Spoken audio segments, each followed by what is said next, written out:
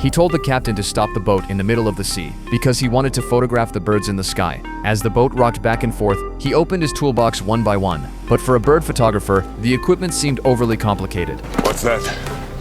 It's a lot of kit. He drew a small knife from his shoe.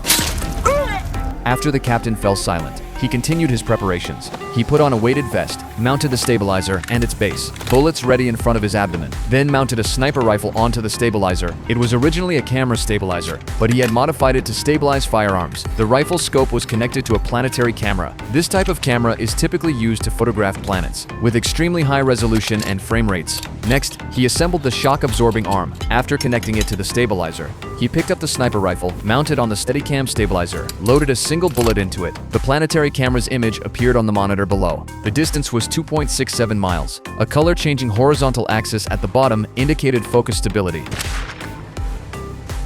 At a distance of 2.49 miles, the bullet would take about 7 seconds to reach the target. This sniper shot required not only skill, but also divine luck. Everything was ready. He just needed the target to appear. However, the target was still lazing in bed. This world's most arrogant billionaire was exhibiting unprecedented fatigue. His name was UDC, the most followed and controversial figure online at the time. He became wealthy in his 20s through financial information technology, quickly joining the ranks of billionaires. Unlike typical billionaires who strive to keep a low profile, he loved being in the spotlight. Recently, he had been publicly claiming he developed a new mobile app named River, capable of revealing major global financial flows, thus exposing countless financial crimes committed by corrupt officials and businessmen. This won him the support of countless ordinary people, but made virtually every powerful elite his enemy. UDC had long anticipated assassination attempts, so he built a mansion on a remote island, hiring a world-class armed security team and deploying multiple drones to patrol the island inside and out. Security enforced tight surveillance within a 1.99-mile radius around the island.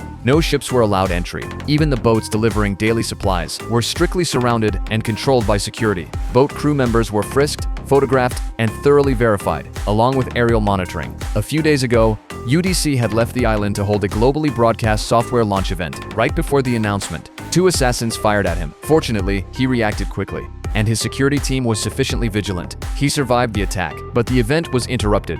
Even so, he still decided to release the app, this time at his own home. All of UDC's shareholders opposed the app. The board had repeatedly urged him to reconsider, but holding 51% of the shares, he paid them no heed. Good meeting, guys. Your input, as always, has been invaluable. He walked into the concert hall and bought 4 bottles of water at the concession stand. And I'll get 4 of the nuts and 4 of these chocolate bars. He tried to act normal so no one would suspect him. How much will that be? 30 euros, 30? please. 30 euros. Christ.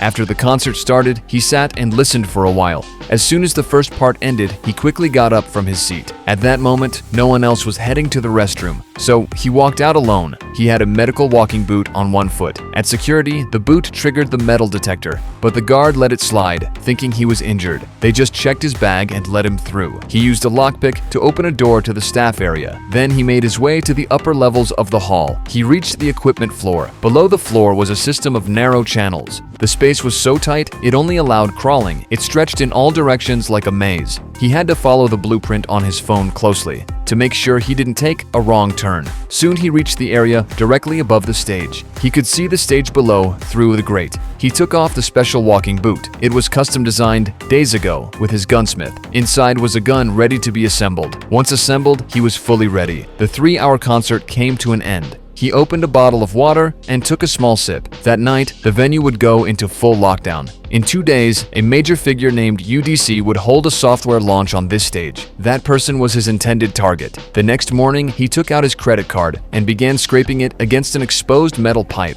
Suddenly, he heard footsteps above him. Security was patrolling the upper level, but they couldn't see him from where they were. Outside the hall, the security team went into action. UDC brought in the world's most advanced scanners. These machines could detect not only metal, but also scan a person's internal organs. Inside the hall, they used bomb-sniffing dogs to search for any pre-planted explosives. Meanwhile, the intelligence agency launched a citywide manhunt. They were hunting a killer codenamed the Jackal. Yesterday, they had sent his composite image to the police. A local officer soon reported a sighting. He claimed to have seen a man resembling the photo at a guest house. 2 agents immediately headed to the location. They stormed the place with local SWAT. They broke in but found the room empty. so they asked the officer for a more detailed description and created a new, more accurate sketch, which was distributed to law enforcement across the country, including airports, ports, and major transit hubs, as well as rental car agencies and event venues. But after a full day, they still found nothing, so the agents came to the concert hall in person and handed the Jackal's picture to the head of security. Okay, this can be very helpful. Yeah. There's also this. Who am I looking at? The Jackal. In one of his disguises. Seriously?